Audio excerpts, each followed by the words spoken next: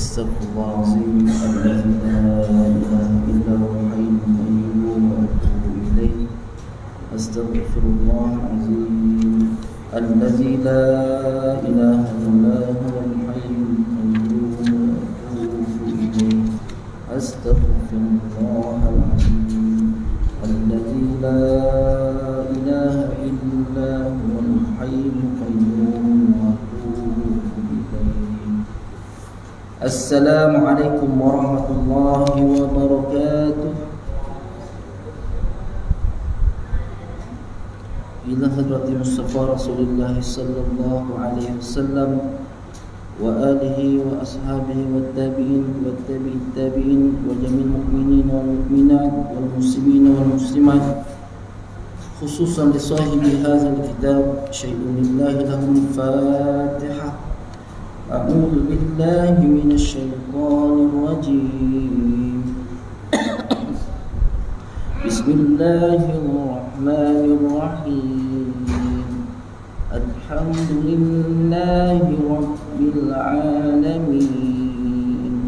Ar-rahmanir rahim. Maliki yaumiddin. Iyyaka na'budu wa iyyaka nasta'in. Ihdinas siratal mustaqim. Siratal ladzina an'amta 'alaihim ghairil maghdubi 'alaihim waladdallin.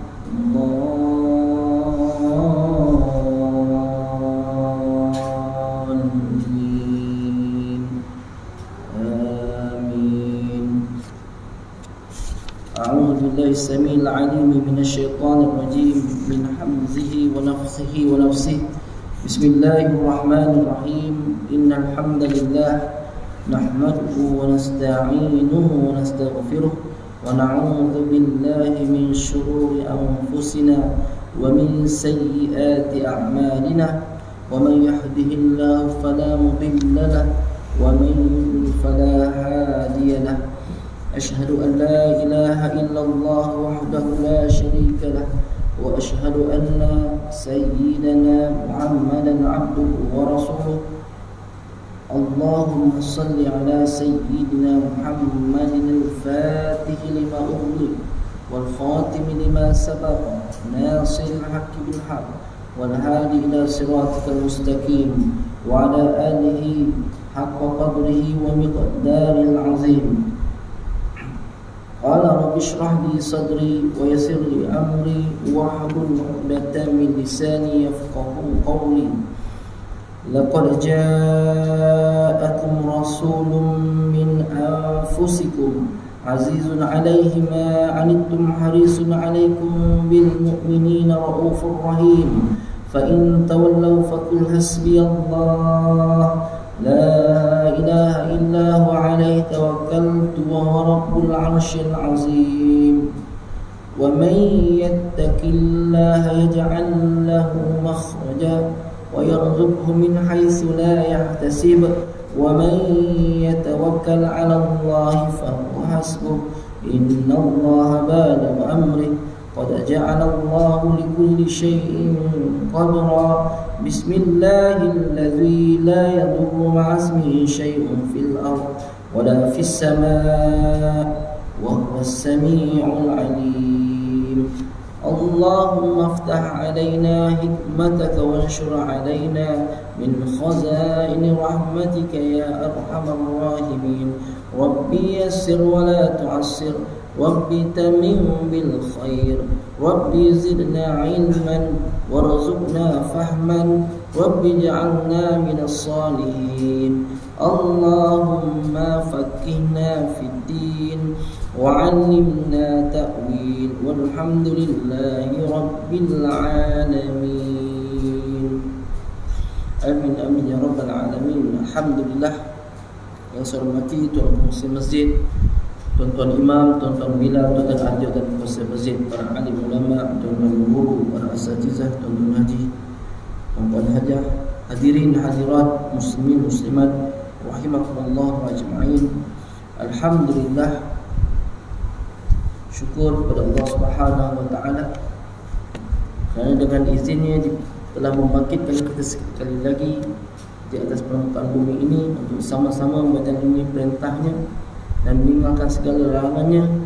Mudah-mudahan kita tergolong dalam golongan orang yang beriman, bertakwa dan beramal soleh, masuk syurga tanpa hisab dan azab. Amin ya rabbal alamin. Apa khabar semua tuan-tuan, ibu-ibu, ayah-ayah? Alhamdulillah bertemu sekali lagi kita pada pagi ini. InsyaAllah kita akan teruskan pengajian kita dalam kitab Hidayatus Salikin fi Suluki Maslakil Muttaqin, petunjuk jalan bagi orang yang takut kepada Allah Ta'ala, susunan Syekh Abdul Samad Al-Fanimbani, disunting dan disempurnakan oleh Allahyarham Tuan Guru Haji Ahmad Fahmi bin Zamzam, panggilan beliau Abu Ali Al-Banjari An-Nadwi Al-Maliki.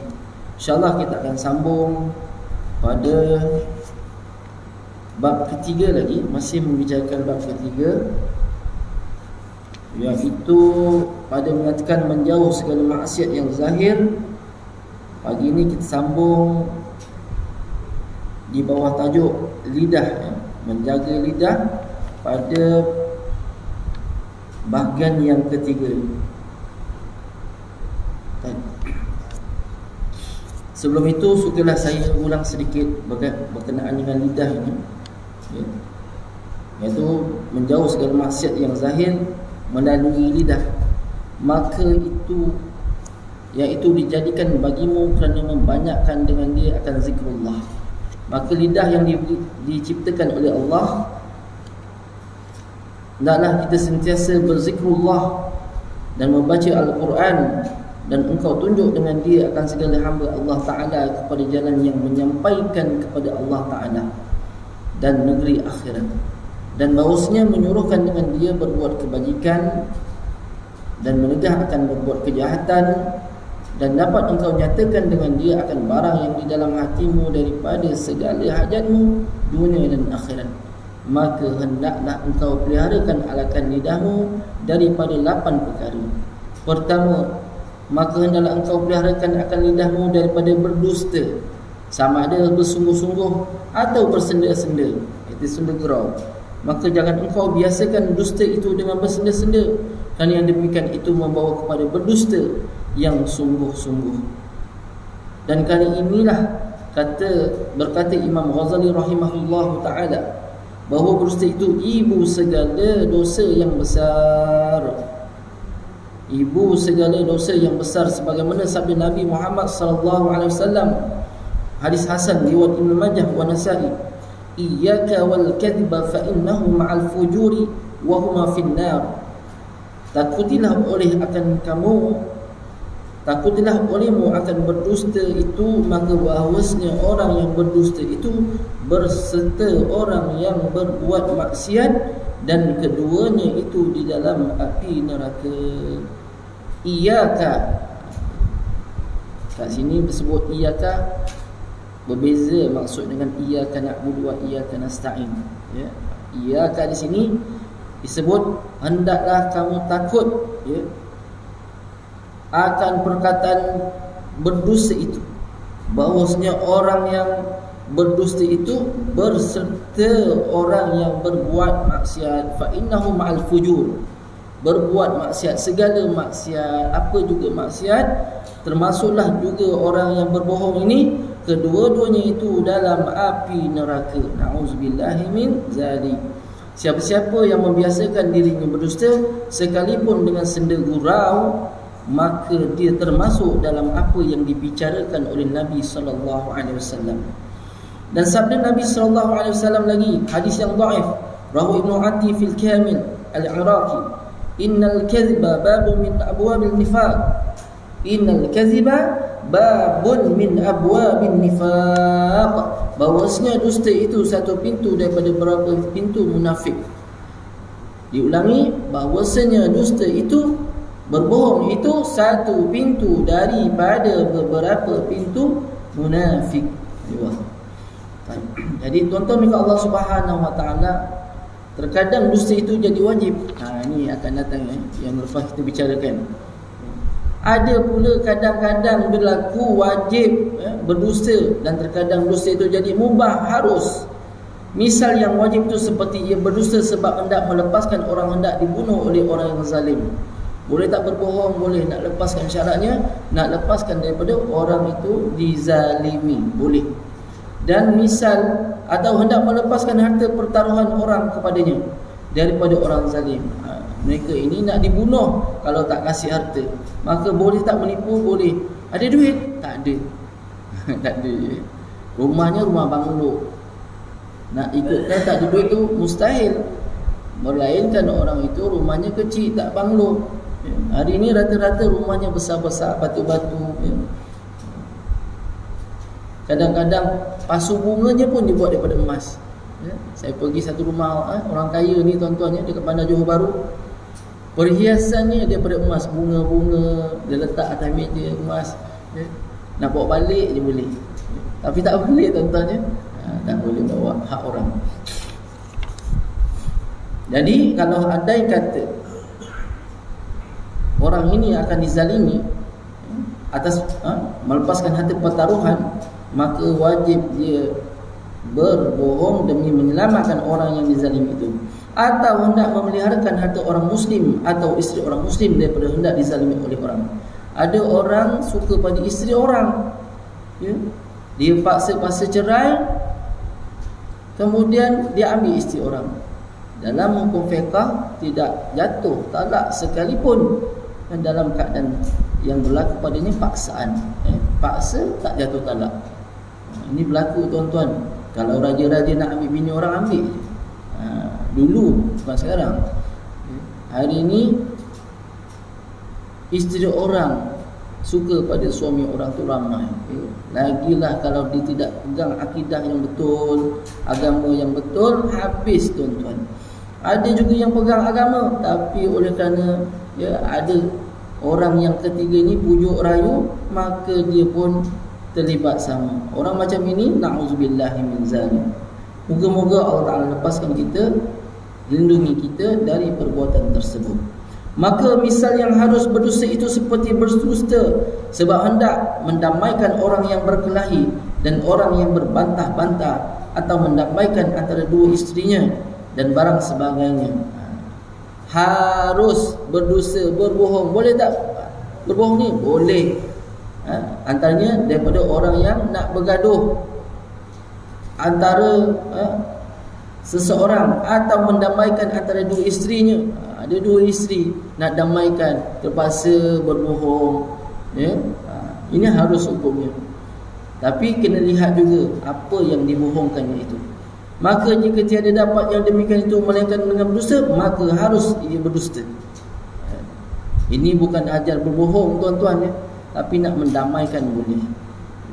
Dan kata Imam Ghazali rahimahullahu ta'ala di dalam kitab Ihya Ulumuddin, wa kullu maqsudin mahmudin yumkinu at-tawassulu ilayhi bis-sidqi wal-kadhibi jami'an fal-kadhibu fihi haramun wa in amkana at-tawassulu bil-kadhibi duna as-sidqi fal-kadhibu fihi mubahun in kana husulu dhalika al-maqsud mubahan wa wajibun in kana al-maqsudu wajiban famahma kana fi sidqi safku damin muslimin qad ikhtafa min zalimin fal kadhibu fihi wajibun wa mahma kana la yatimu maqsudul harbi aw islahu zatil bayn aw istimalatu qalbil majnihi alayhi ila bil kadhibi fal kadhibu fihi mubah illa annahu yanbaghi an yahtariza minhu ma amkana.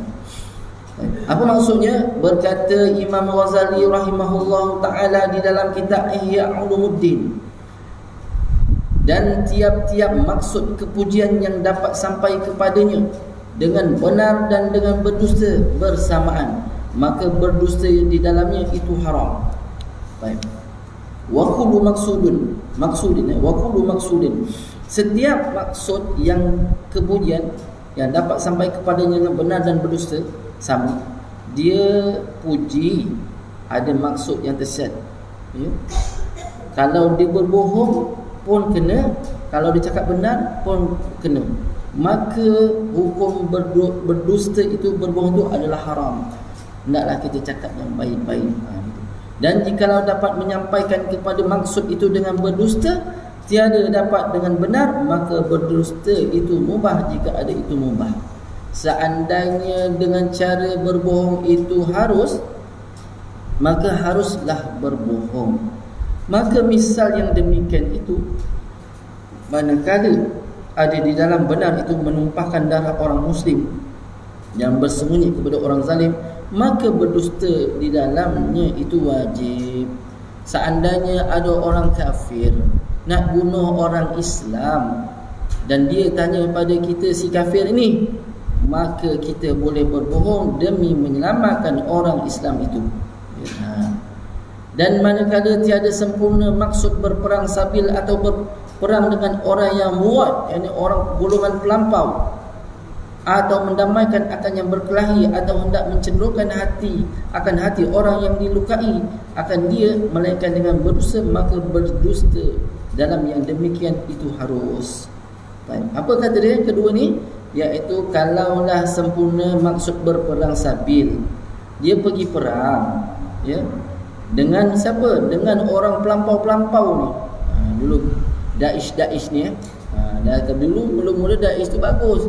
Rupanya dia adalah sekutu-sekutu orang-orang barat, ya. Atau mendamaikan akan orang yang berkelahi, damaikan antara dua orang yang berkelahi atau 2-3 orang, ya, nak bergaduh, hendak mencenderungkan hati orang yang dilukai, atau kita hendak cenderungkan hati orang yang dilukai, orang ni hatinya terluka, kita nak cakap, kalau cakap macam ni nanti makin terluka, boleh, mubah, harus, ya. Dia itu berdosa dalam demikian itu. Tetapi bahawasanya sayuginya dipeliharakan dari berdusta itu barang sedapatnya. Kalau dapat elakkanlah daripada berbohong. Sebagaimana contoh yang lepas, ya, yang mana salah seorang sahabat Nabi dikejar oleh orang-orang yang ingin dizalimi. Maka Nabi ditanya, nampak tak si fulan ini yang sedang lari? Nampak tak orang lari dekat depan? Nabi lantas berinjak sebelah kiri, ya, dalam hadis itu berinjak sebelah kiri. Lantas Nabi kata, sejak berdiri di sini aku tidak melihat. Adakah Nabi berbohong? Nabi tak bohong. Nabi usahakan cara tak berbohong. Nabi injak, sejak aku berdiri di sini aku tak nampak. Tapi yang duduk tadi Nabi nampak, ya. Adakah perbuatan itu harus? Harus, ya.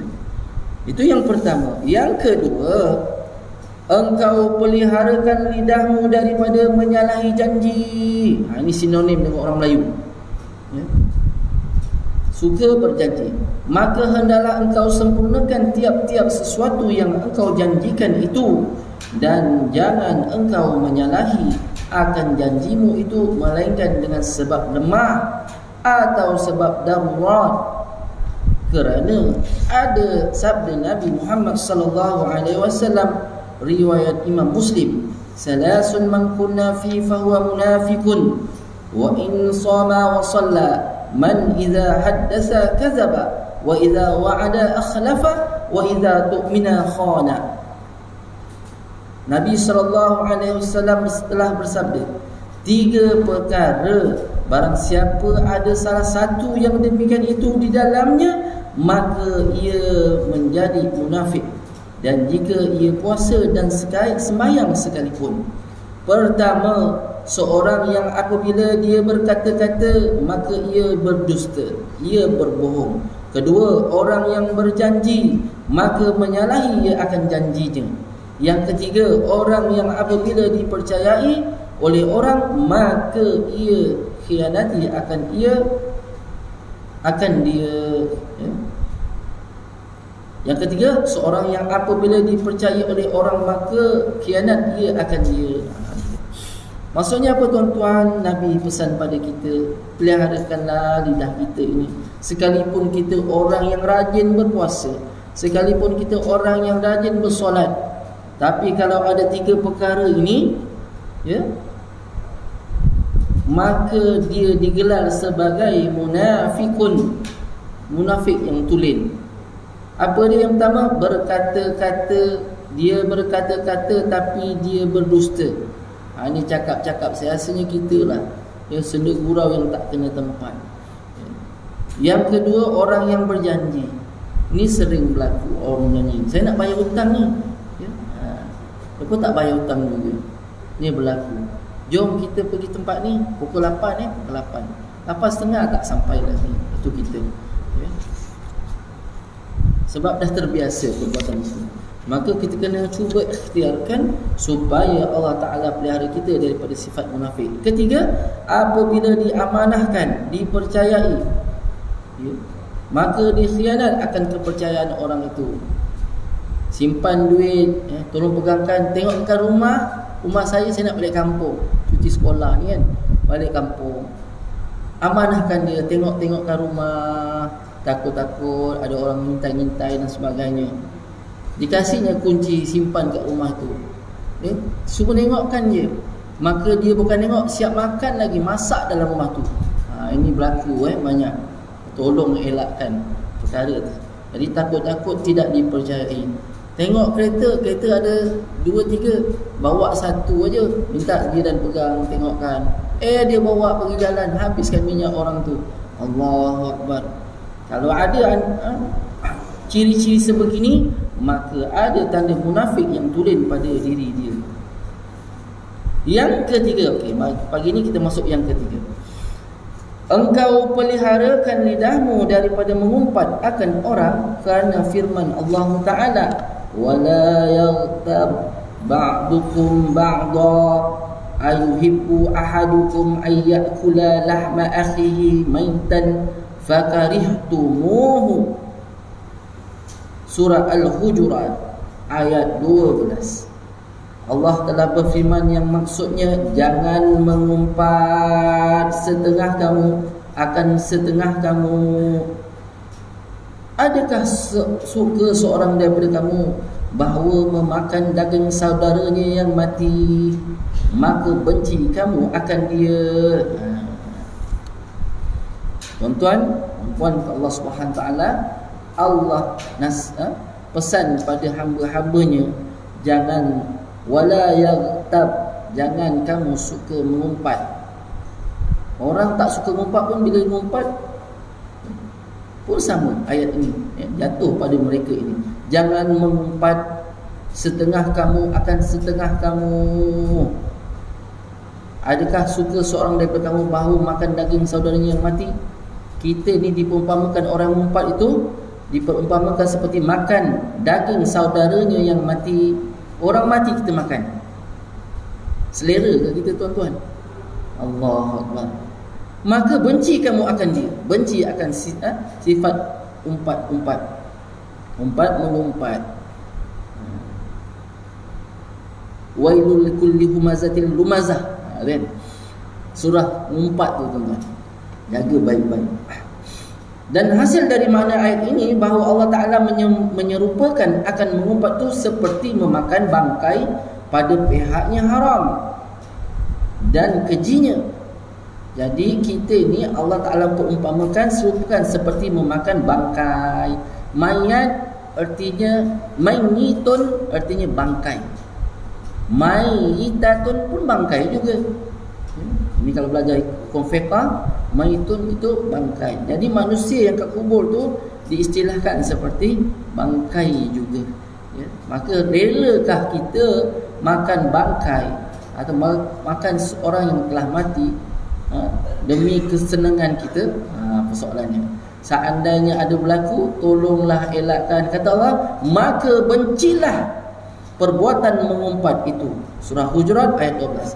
Dan sabda Nabi Muhammad sallallahu alaihi wasallam, rawahu Ibnu Abi Dunya, dhaif, hadis yang dhaif, Faidul Qadir, dalam kitab Faidul Qadir, babul hamzah, iyyaka wal ghibata fa innaha ashaddu minaz zina.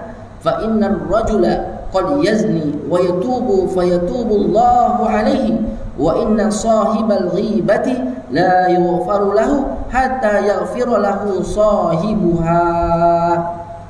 Allah.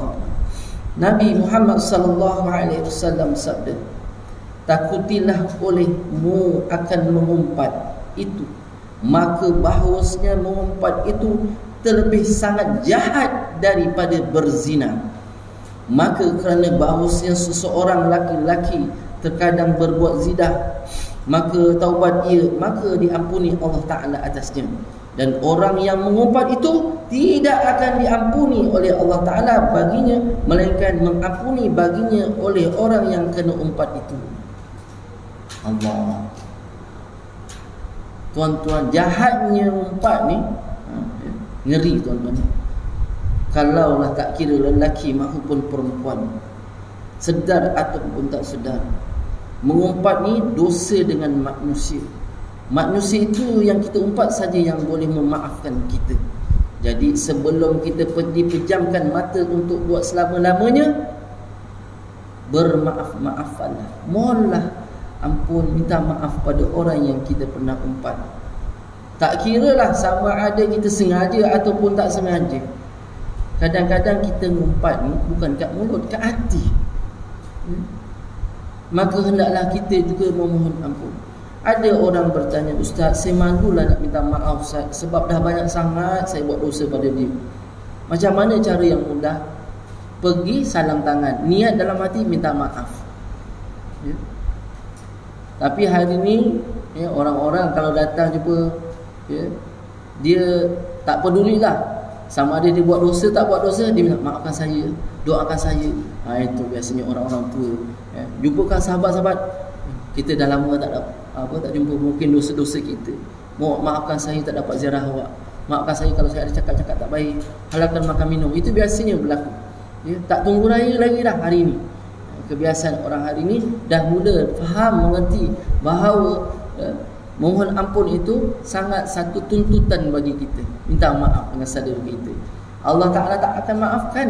Zina Allah boleh maafkan, tetapi dosa mengumpat Allah tak maafkan, melainkan orang yang kau umpat itu kau ampun, diampunkan. Sungguh pun hadis ini dhaif, riwayat Ibnu Abu Dunya, maka dia boleh jadikan dia sebagai panduan dan pengajaran untuk kita. Dan lagi sabda Nabi Muhammad sallallahu alaihi wasallam, rawahu Abu Dawud wal Iraqi, marartu lailata usriya bi ala qaumin yakhmishuna wujuhahum bi azafirihim faqultu ya Jibril man haula, faqala haula allazina yaghtabuna an-nasa wa yaqa'una fi a'radihim. Sabda lagi Nabi Muhammad sallallahu alaihi wasallam, lalu aku pada malam Isra atas beberapa kaum yang menggaru-garu akan segala muka mereka itu dengan kuku mereka itu. Maka aku kata, wahai Jibril, siapakah mereka itu? Maka katanya, mereka itulah orang yang mengumpat akan manusia dan menjatuhkan, menyebut mereka itu akan kemaluan, keaiban orang.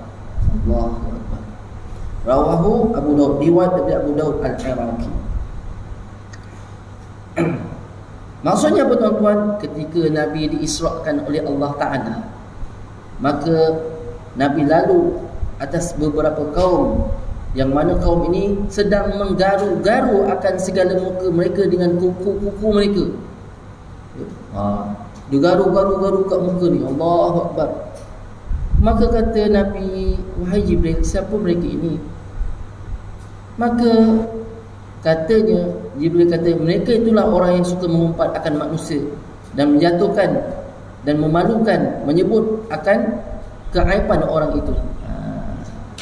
Jadi orang yang suka mengumpat nanti di akhirat, maka mukanya akan dia garu dengan kukunya, bukan jarinya, bukan isinya, tapi kukunya. Dan dikatakan dalam balasan ni bukan biasa-biasa yang digaru, bahkan dirobek-robeknya juga. Allahu Akbar. Dan kata Imam Ghazali rahimahullahu ta'ala, Falghibatu ashaddu min 30 zaniyatan fil Islam, kadzalika waral khabar. Kata Imam Ghazali rahimahullahu taala, maka mengumpat itu terlebih sangat jahat daripada 30 zina di dalam Islam. Allah Akbar. Demikianlah sudah warid datang dalam hadis Nabi sallallahu alaihi wasallam. Kata Imam Ghazali, ada hadis nyatakan, ada warid daripada hadis daripada Nabi SAW kata apa? Mengumpat tu lebih jahat daripada 30 kali zina. Sekali zina pun dah dahsyat ya. Ini kan pula 30 kali zina ya. Orang mengumpat sekali lebih teruk daripada 30 zina. Macam makan riba juga tuan-tuan ya. Lebih teruk lebih teruk daripada berzina dengan ibunya sendiri sebanyak 60 kali. Allahu Akbar. Itu makan riba. Ini kan pula mengumpat 30 kali zina ya, itu pun tak sedahsyat lagi dengan orang yang mengumpat. Allah, mengumpat je pun ya, bukannya zina Ustaz, mengumpat tu lebih dahsyat. Allahu Akbar. Dan makna mengumpat itu bahawa engkau sebut akan manusia dengan barang yang dibencinya akan dia jika didengarnya. Apa itu umpat? Macam mana yang diartikan dengan mengumpat? Iaitu engkau sebut akan manusia, kita sebut akan perkara perihal manusia itu dengan barang yang dibencinya, yang dia tak suka. Orang tu memanglah kodong tangannya, kita pun panggil kodong tu pun kita nak kau ni si kodong tu ya. Macam bagus je takbir, tak ada tangan tu kata dia. Belagak nak takbir juga. Allah, ada yang jenis-jenis ni pantang tengok, pantang senang orang. Ada aja hasadnya ya. Tak senang tengok orang bahagia. Dia saja yang boleh bahagia. Allah Akbar. Tolong ya tuan-tuan, ibu-ibu, ayah-ayah, tolonglah perkara ini kita jauhi dan jangan kita sama sekali buat atau lakukan apa yang telah diharamkan oleh Allah, apa yang dilarang oleh Allah Ta'ala. Sama ada engkau sebut akan sifat kekurangannya pada badannya, atau perkataannya, atau perbuatannya, atau agamanya, atau dunianya, atau pakaiannya, atau rumahnya, atau binatangnya, atau bangsanya, atau barang sebagainya, maka sekiranya demikian itu dinamakan mengumpat, lagi zalim. Dan jika yang engkau sebut itu benar sekalipun benar, orang tu kodong dah, memang betul kodong dah, tapi boleh kita ngumpat kat dia ya? Atau agamanya, itulah tak pergi semayang kan dah ada je tak senang hati. Itulah tak nak solat duha, tak kaya. Ada orang begitu yang jenis itulah tak nak beramal ni, kan tak kaya, kan sakit aja kerjanya, tak sedekah, malas kedekut. Allahu Akbar. Dengar-dengar ini kena minta maaf ya. Sama ada pakaiannya ke, rumahnya, binatangnya, itulah binatang dah kena sakit kuku kan, binatang habis. Atau bangsanya, bangsa Johor. Sekarang bangsa Johor jadi umpatan orang tuan-tuan ya. Allahu Akbar. Atau barang sebagainya. Maka sekiranya demikian itu dinamakan mengumpat lagi zalim. Bukan saja mengumpat yang lagi zalim. Jika engkau sebut itu benar sekalipun benar, na'udzubillah min zalik. Syahdan, terkadang mengumpat itu diharuskan oleh syarak. Ini ada keterangan lagi. Ngumpat ada yang boleh pula jika membawa maslahat pada syarak. Ngumpat boleh tapi bawa kepada syarak.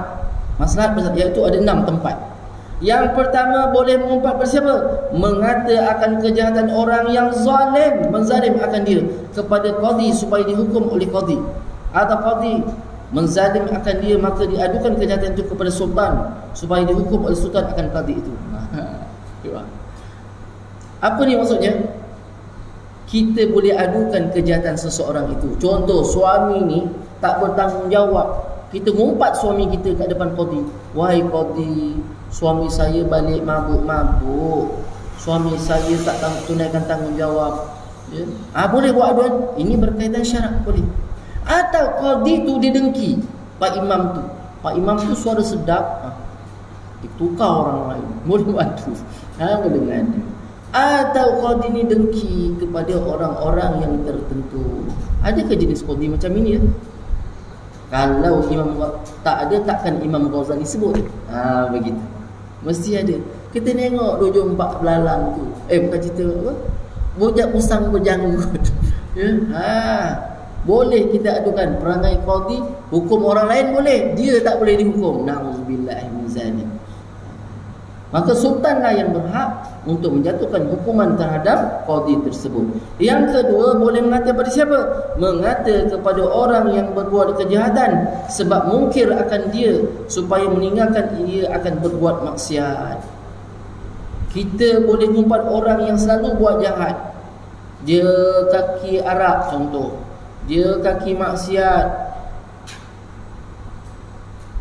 selalu buat ni, maka kita boleh mengata orang ini. Tapi ngata dengan siapa?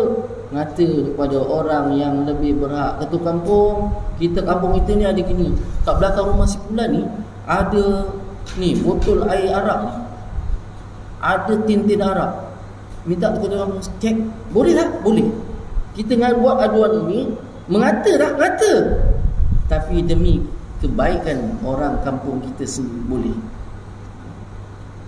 Yang ketiga, sebab ia meminta fatwa kepada mufti, seperti katanya kepada mufti bahawasanya si fulan menzalimi akan daku, apa hukumnya dan apa jalannya yang merupakan daripada zalimnya itu. Boleh minta fatwa pada pergi jumpa mufti. Wahai mufti, ada orang ni menzalimi saya, dia ambil harta saya ni adik dia, dia berlaku zalim, dia ambil curi harta saya. Dia kata ini abang sulung dapat semuanya, sedangkan saya adiknya dan ada beberapa adik lagi, habis disapu rata semuanya. Abang sulung yang dapat. Katanya abang jaga aja, rupanya abang sauk sekali. Gitu. Kononnya ini berlaku. Maka boleh minta fatwa, apa yang perlu saya buat wahai mufti. Mufti pun akan panggil. Begitu. Boleh? Boleh. Itu yang ketiga. Yang keempat, sebab ia menakut akan orang yang hendak bersahabat dengan orang fasik. Ada orang yang zalim, maka dikatanya jangan engkau bersahabat dengan si fulan itu kerana ia fasik, atau kerana ia zalim, atau perbuatan itu sangat jahat. Yang keempat ini biasa kita jumpa. Kita boleh umpat orang yang contoh, kau jangan dekat orang yang merokok tu. Boleh tak? Boleh. Jangan dekat. Kenapa tak boleh? Sebab nanti takut engkau pun ikut jangkit sama merokok. Jangan. Kan begitu. Engkau jangan kawan dengan anak orang tu, degil sangat tu, lebih degil daripada syaitan. Kau tahu tak? Dia kenal ke syaitan tu? Masalah. Jadi boleh tak? Boleh. Yang namanya orang fasik, siapakah orang fasik? Orang yang selalu membuat perkara yang makruh dan terus suka melakukan perkara yang haram. Makruh, rokok makruh, makan bawang makruh. Makan bawang makruh. Ya, ketika nak datang sembahyang, kan tahu jelas tu. Jadi ibu-ibu, bapa-bapa, kalau nak datang sembahyang jangan makan bawang dulu. Kalau makan bawang hendaklah bersuci dah terlebih dahulu. Kalau tak, baunya boleh memengsengkan orang sebelahnya. Bau tak seru. Ada pula orang tu dia tak makan bawang pun, tapi dia tak suka bercakap, dia diam je. Dan kaedah bersugi ni juga terdapat kepada orang yang selalunya banyak diam. Orang yang diam, mulutnya selalunya berbau busuk. Diam, tak cakap-cakap. Jadi dia kumpul, habis perut, daripada perut tu masuk ke mulut, mulut masuk ke perut balik. Ya, sedau dan telan balik dan sebagainya. Itu menghasilkan bau mulut yang teramat dahsyat, dan disunatkan berkumur-kumur dan bersugi. Kalau tak ada sugi, maka berkumur-kumurlah. Kalau tak boleh nak kumur-kumur, tak tahu kita nak buat macam mana. Ya. Jadi boleh tak kita ceritakan orang fasik ni, orang yang zalim, atau orang yang zalim, kau jangan kawan dengan dia, dia ni mak dadah ni, boleh tak? Boleh, demi menjaga maslahat. Jangan engkau bersahabat dengan si fulan, kata ibarat kerana ia fasik. Kita sebut fasik terus, jangan kawan dengan dia. Dia tak sebut mak dadah, dia sebut ini orang fasik ni, tak suka sembahyang, ya, tak suka. dan sebagainya. Itu yang keempat. Yang kelima, hendak kau aku dan saya. Ada jam. Dah 7 suku dah tuan-tuan. Saya habiskan sikit sampai yang ke-6 ya. Hendak memberitahu akan nama orang yang tidak diketahui melainkan dengan disebut akan aibnya itu. Seperti katanya si fulan itu buta atau capek, tempang atau dungu atau barang sebagainya. Yang kelima ni boleh tak mengata mengumpat? Boleh. Sebab apa? Tak tahu nama orang tu. Lupalah. Alah yang matanya buta tu, alah yang jalannya tempang tu. Itu mengata tak? Tak. Sebab nak bagi tahu. Kau nampak tak orang si tempang? Dah lama tempang ni tak nampak. Macam Nabi kata pada seorang yang suka bersihkan dekat Masjid Nabawi, dipanggil sauda, si hitam. Ya, sauda, habatus sauda. Habatus biji dan hitam. Sauda namanya. Nampak tak si hitam tu? Nabi panggil. Nabi pun ngumpat ke? Tak. Ya, memang namanya pun sauda. Ya, namanya orang tu hitam, namanya pun sauda. Maka dipanggil Nabi, mana sauda? Sauda dah meninggal dunia ya Rasulullah. Kenapa tak khabarkan padaku? Mana tunjukkan aku kuburnya, aku nak solatkan dia. Begitu. Allah Akbar.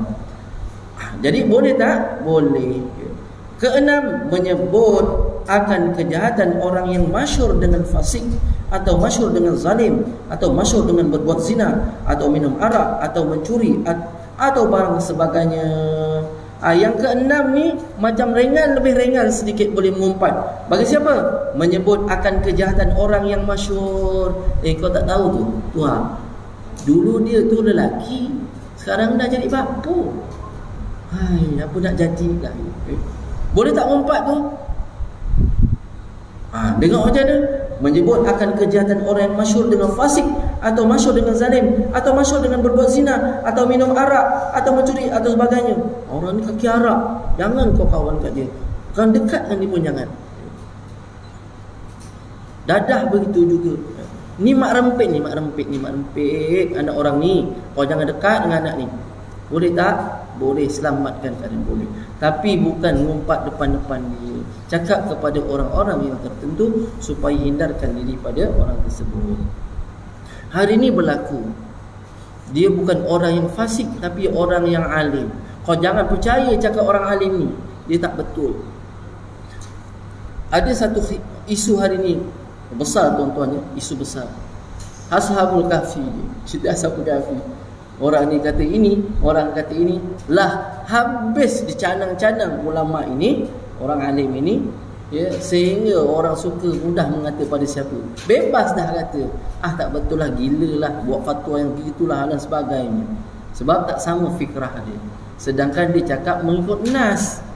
Ya, orang yang tak faham nas, dia akan tolak nas. Orang yang tak faham agama, dia akan tolak agama. Ya, solat pun dia tak nak semai. Dia tak nak solat. Puasa pun tak nak. Ada satu TV Indonesia, saya haji saya pergi, umrah saya pergi, puasa saya buat, solat je saya tak nak buat. Allahu Akbar. Agak-agak tuan-tuan, semasa difardukan solat, Allah jemput solat ni hadiah daripada Allah Ta'ala. Tak semua ayat Quran untuk fardu haji diberikan sekadar ayat, puasa sekadar ayat. Tapi bab solat, Allah jemput Nabi, bagikan tanggungjawab. Maknanya besar tak? Perkara ini besar. Beramal ibadah yang lain boleh bernyanyi. Ketika tawaf, labbaik Allahumma labbaik, boleh nyanyi. Kalau zakat, gadang bergadang dia kata. Tapi bab solat boleh nyanyi? Tak boleh. Menyanyi pun tak boleh. Cakap pun tak boleh. Betapa besar ni. Maka semayang ni diistilahkan, ditamsilkan oleh Nabi seperti kepala pada jasad. Kepala ni, kalau orang tonjol marah kita, ya? Tapi kalau orang pegang pukul ini, tonjol kat badan dan sebagainya, tak marah, ya? Tapi manakala kepala. Tetapi bila kita dalam sembahyang, kepala ni yang orang kata hebat dan dimuliakan, sujud depan Allah. Kemuliaan dah tak ada dah. Depan Allah terus sujud. Maka amal ibadah ini amal yang utama. maka hendaklah kita jaga sembahyang kita. Orang sibuk berpuasa nanti tapi tak sembahyang ramai, bagi tahu dia sembahyang ni lebih utama. Allah tak terima sembahyang, tak terimalah semuanya.